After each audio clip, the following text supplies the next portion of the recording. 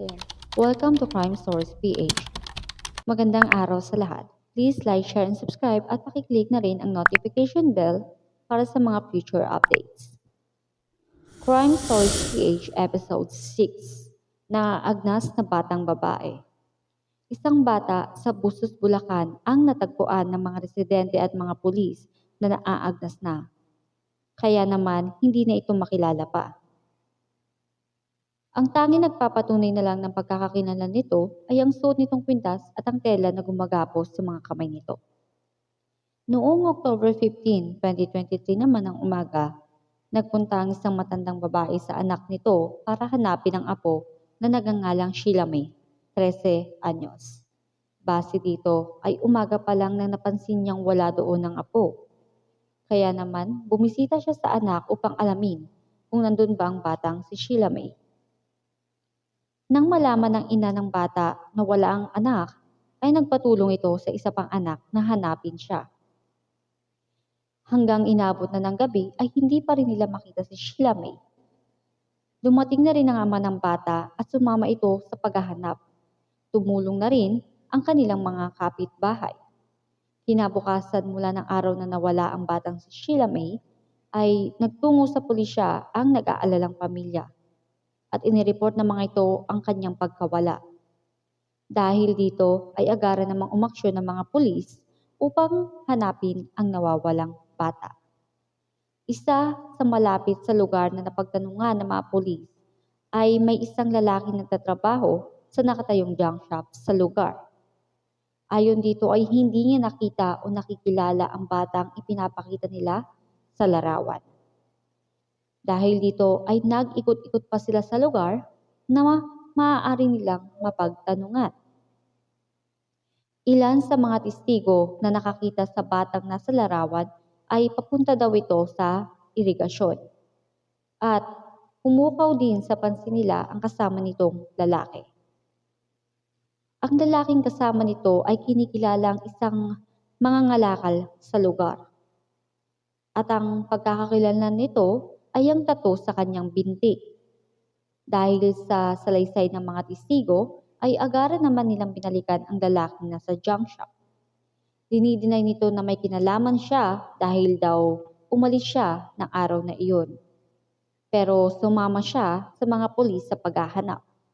Kasama ang ilang tanod at mga residente ay ginalugad nila ang isang liblib na talahiban sa irigasyon. Hanggang ang lalaki ay nagsisimula ng magdahilan upang hindi na tumuloy sa mas liblib na bahagi ng lugar.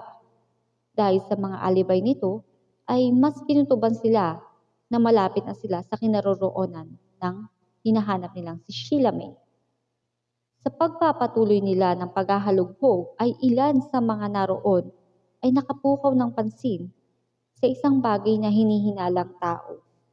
Dahil na rin sa sasangsang na naaamoy nila sa area na parang nabubulok na laman, ay nakumpirma nilang tao nga ito.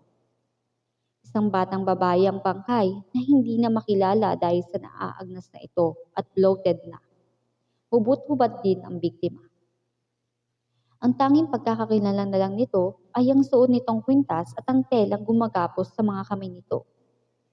Dahil kasama sa paghahanap ang pamilya ng bata, ipinakita ng mga pulis ang kwintas na nakuha nila sa biktima.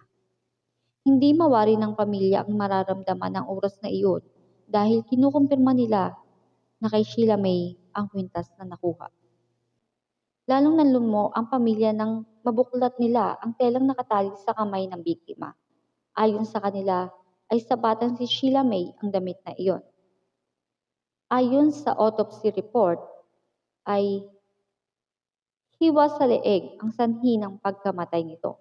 Pero meron ding sugat at dugo sa ulo ang bata na sanhi raw ng pagpalo ng matigas na bagay. Hinihinalang hinalay ang biktima dahil sa hubot-hubad ito at sa posisyon ng mga paa niya. Ang biktima ay nakita sa Barangay San Pedro, Bustos, Bulacan.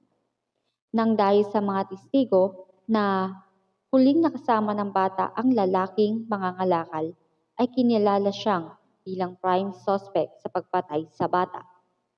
Ayon sa Busos, Bulacan Municipal Police Station, ay hinahanap pa rin nila ang mga ebidensyang nagamit sa pagpatay sa babae. Patong-patong na kaso naman ang isinampa sa suspect.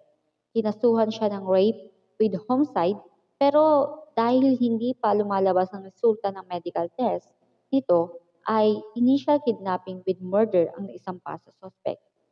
Pinipilit pa rin ng suspect na inosente siya sa krimen na kinasasangkutan. Mananatiling inosente ang suspect hanggat hindi pa napapatunayan. Ayon naman sa ilan, ay naniniwala silang may mga kasama ang lalaki sa nangyari kay Sheila May. Kumakalap pa rin ng ebidensya at mga bagong testigo ang mga pulis na may kinalaman sa krimen na ito. Ang pamilya naman na biktima ay humihingi ng hustisya sa nangyari sa anak na si Sheila May, na sa murang edad ay sinapit ang malagim na kamatayan. Sa panahon ngayon, hindi natin nasisigurong ang pwedeng mangyari sa kinabukasan.